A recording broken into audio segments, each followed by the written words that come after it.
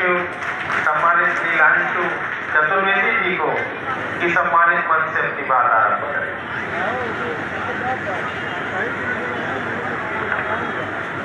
आज हम सब लोग यहाँ पे पूजनीय, हम सबके नेता, हम सबके गार्जियन, इस क्षेत्र के पूरे अभिभावक रहे श्री दादा की जयंती मनाने के लिए यहाँ पर उपस्थित हुए हैं। सबसे पहले हम लोग उनके चरणों में नमन करते हुए उनको याद करते हैं और यही ईश्वर से प्रार्थना करते हैं, भगवान श्री राम से और कामतानाथ जी से, कि हम सब लोगों को इतनी ताकत दे कि आने वाले समय में 2028 में भारतीय जनता पार्टी का सुपड़ा साफ कर दिया जाए। इसी आशा के साथ हम लोग आप सब लोगों का धन्यवाद करते हैं। मंच में उपस्थित हम सभी के नेता, प्रदेश के पूर्व मुख्यमंत्री आदरणीय दिग्विजय सिंह जी, मंच में उपस्थित प्रदेश के अध्यक्ष आदरणीय जीतू पटवारी जी, विपक्ष के नेता आदरणीय उमंग सिंगार जी, हम सबके नेता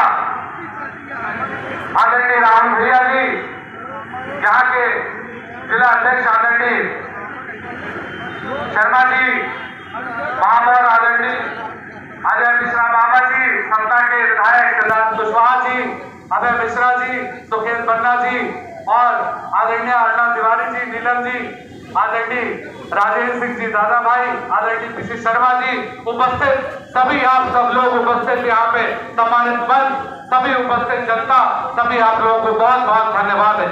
आज हम लोग यहाँ पे उपस्थित हुए हैं, उसका कारण है कि दादा ने वित्त क्षेत्र को राजनीति की एक नई दिशा दी थी।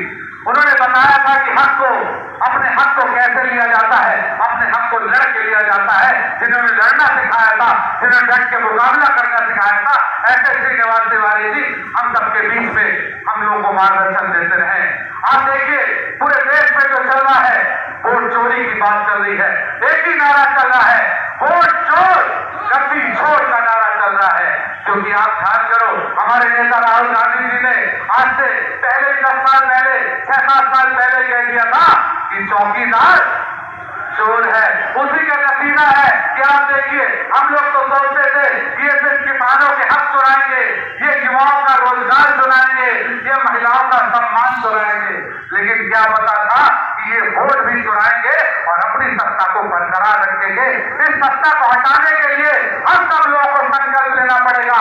आज इस पुण्य दिन में संकल्प लेना पड़ेगा कि चित्रकूट से चुरहट तक और चुरहट से सिंगरौली तक सिर्फ एक ही नारा होगा, आज का पंगा कांग्रेस पार्टी होगी। इस चीज का हम सब लोगों को संकल्प लेना पड़ेगा, तब जाके हम चीजों को सुधार पाएंगे। क्योंकि समय बहुत कम है, मंचासीन अतिथियों को सबको बोलना है, इसलिए बहुत बातें ना करते हुए आप सबसे सिर्फ एक ही अनुरोध है कि हमको लड़ाई लड़नी पड़ेगी, हमको विंध्य और बुंदेलखंड की लड़ाई लड़नी पड़ेगी, तब जाके हम अपने इस क्षेत्र को आगे ले जा पाएंगे। और अपने जो बुजुर्ग हैं, अपने श्रीनिवास तिवारी जी दादा हैं, जिनकी जयंती में हम सब लोग यहाँ पे इकट्ठा हुए हैं, उनके सपनों को साकार अगर करना है तो हाथ उठा के मेरे साथ संकल्प लीजिए। इस बार 2028 में चारों तरफ पंजा ही पंजा होगा और मध्य प्रदेश में 2028 में कांग्रेस की सरकार होगी। इन्हीं शब्दों के साथ धन्यवाद। जय हिंद, जय कांग्रेस।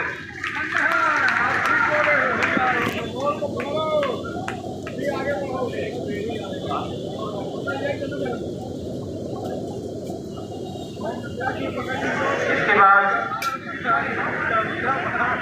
मैं सम्मानित पूर्व नेता प्रतिपक्ष, सम्मानित पूर्व मंत्री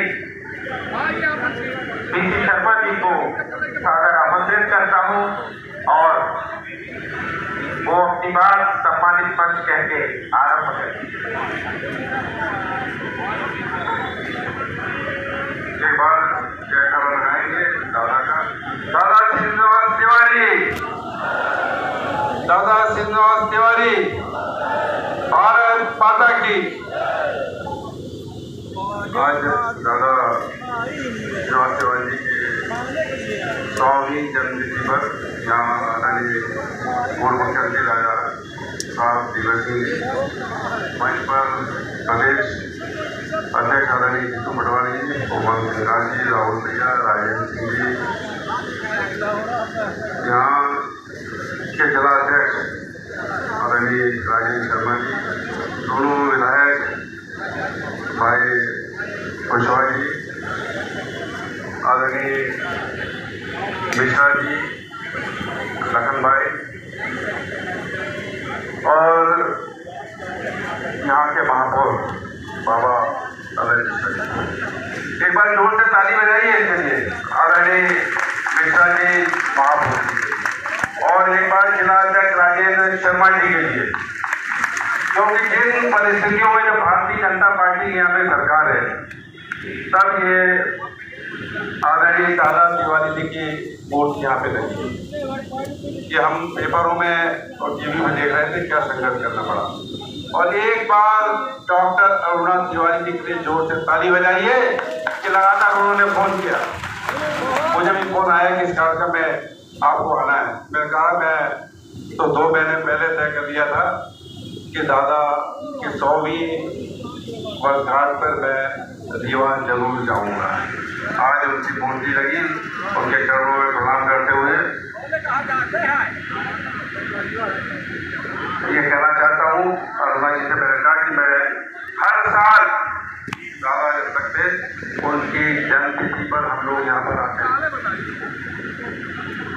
और इस क्षेत्र से, क्योंकि मेरे विधानसभा क्षेत्र में भोपाल में वित्त के बहुत लोग हैं। राहुल भैया ने कुछ दिन पहले वित्त भवन का भी वहाँ पे उद्घाटन किया था, जिसमें वित्त के लोग आगे ठहरते हैं।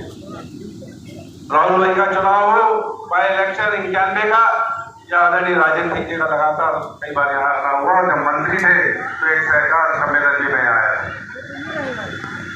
दादा से मैंने ऐसा कहा नहीं कब लोग बोले, लेकिन मैं बोलूंगा क्योंकि मेरे को भाषण नहीं देना है, केवल संस्मरण सुनाना है।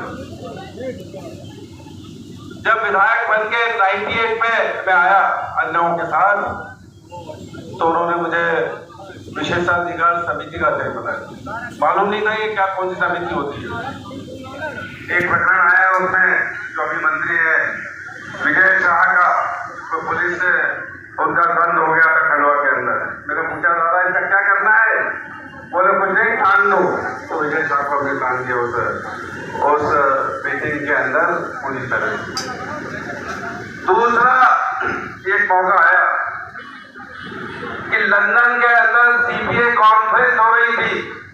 32 देश के वहां पे नेता आ रहे थे, अलग अलग के विधानसभा से जा रहे थे। आदरणीय राजसभा में बैठे हुए, उन्होंने मुझे बुलाया कि इस पर तुमको जाना है। अरे मैंने कहा मैं वहां जाकर क्या करूंगा, लंदन में ये CPA कॉन्फ्रेंस है। बोले नहीं तुमको जाना। राजा साहब ने जल्दी से उसका वीजा वगैरह सब कराया और मैं पहुंचा लंदन। हाउस ऑफ कॉमन्स में बहुत से 32 देश के लोग थे, वहाँ पे बड़े बड़े लीडर थे। उस में संसद में मैंने देखा कि प्राइम मिनिस्टर टोनी ब्लेयर सांसदों के सवाल सीधे दे रहे, कोई कागज नहीं, कोई किसी से पूछ नहीं। मैंने तिवारी जी कहा आदरणीय दादा से कि साहब जिस तरह से इंग्लैंड के अंदर हमने तो संविधान वहां से सब लिया है, आजादी दी है, लेकिन जो प्राइम मिनिस्टर अवर होता है वो मध्य प्रदेश की विधानसभा में मुख्यमंत्री अवर होना चाहिए। उनका बिल्कुल ठीक। और आदरणीय राजसभा में बैठे हैं, ये मुख्यमंत्री अवर शुरू हुआ, जो बहुत पॉपुलर हुआ, क्योंकि जो विधायक वहां सवाल पूछता था उसका जो जवाब आता था राजा साहब देते थे, वो कानून में परिवर्तित हो जाता था। और इतना पॉपुलर हुआ कि आधे घंटे से उसको 1 घंटे बनाना पड़ा। ये बने ये काम करने का उनका तरीका था कि कोई चीज अच्छी लाए हो तो वो लागू होना चाहिए। दूसरा, उस समय विधायकों की मांग थी कि कॉलोनी बने उनके लिए। तो मैंने कहा कि साहब, उन्होंने कहा कि यार कोई जमीन ढूंढ के लाओ। तो दीवारा टाउन देखी होगी जिन लोगों ने, जो भोपाल से संबंधित है, वो दीवारा टाउन का प्रस्ताव उन्होंने राजा साहब को दिया मुख्यमंत्री के रूप में, और वो अप्रूव हुआ और विधायकों के वहां पे उस समय ये कॉलोनी बनी। और ये फरवरी में शुरू होती थी विधानसभा और अप्रैल में खत्म होती थी। 1.5 महीने चलती थी। आज जब विधानसभा 3 दिन 4 दिन चलती है, विधायकों के जवाब नहीं आ पाते, जनता की बात नहीं हो कर आती। ये हालत हो गई भारतीय जनता पार्टी की सरकार के अंदर। लेकिन वो चलाते थे और भारतीय जनता पार्टी के नेता भी उनका पूरा सम्मान करते थे। ऐसे नेता वो थे। हम देखते थे वो यहाँ की पूरे विंध्य की समस्याओं के लिए वो उनके चैम्बर में आ जाते थे मुख्यमंत्री, और 50-60 करोड़ से इस पूरे क्षेत्र की वो साइन कराते थे। रास्ता कहते भैया ये बाहर आओ, अभी केवल अध्यक्ष जी की बात हो रही है, उनके यहाँ पे काम हो रहे हैं। ये तड़प थी उनकी। और इस क्षेत्र का कोई भी सवाल उठाना हो तो मैं एक विधायक था जिसका ध्यानाकर्षण में 1 और 2-3 विधायक होते के साइन कराते थे वो, और विंध्य की समस्या उठाते थे और सरकार से जवाब देते थे।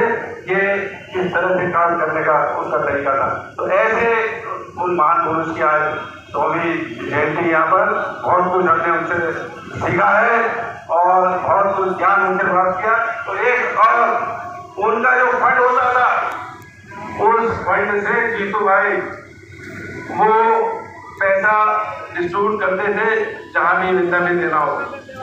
लेकिन मैंने देखा कि हजार मंत्री जी थे, उनको भी पैसा दे रहे हैं। तो भाई ये कैसे? बोले दे रहे हैं, आप भी दो। मैं उनके पीछे बढ़ा, मुझे भी पैसे चाहिए।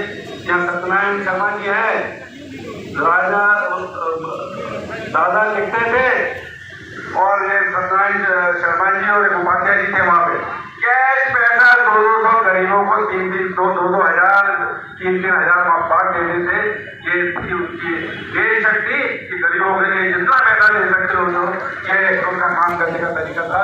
तो मैं यही कहना चाहता हूँ इस मौके पर कि ये विंध्य क्षेत्र है। आज कांग्रेस पार्टी हमारे दोनों युवा नेता अध्यक्ष और नेता पक्ष के नेतृत्व में ये संकनाल कर रहे हैं यहाँ पर। और ये संकनाल का मतलब ये है कि विंध्य क्षेत्र के अंदर चोरी बंद कराओ, रोड चोरी, और 28 में कांग्रेस की सरकार बनाओ। और ये मान के चलो जब विंध्य में पूरे सीट आती है तभी कांग्रेस की सरकार बनती है भोपाल के अंदर। जब विंध्य के पूरी सीट जीतते हैं, ज्यादा से ज्यादा सीट जीतते हैं, तब जाकर सरकार बनती है। इसलिए पूरी जिम्मेदारी आपकी है कि आप पूरी ताकत से लग जाइए, वो चोरी बंद कराइए और कांग्रेस की ज्यादा से ज्यादा सीट जिताइए।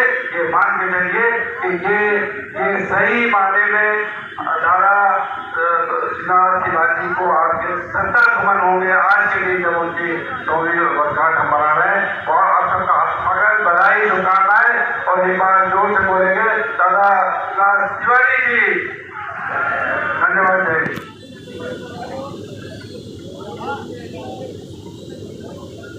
अब मैं आमंत्रित करूंगा हमारे जिले के सबसे वरिष्ठ नेता, पूर्व सांसद, पूर्व मंत्री और आज भी जो कांग्रेस पार्टी के छोटे से छोटे कार्यक्रम में उपस्थित होते हैं, सम्मानित राजमणि पटेल जी, वो अपना उद्बोधन आरंभ करें। सम्मानित मंच के साथ आए।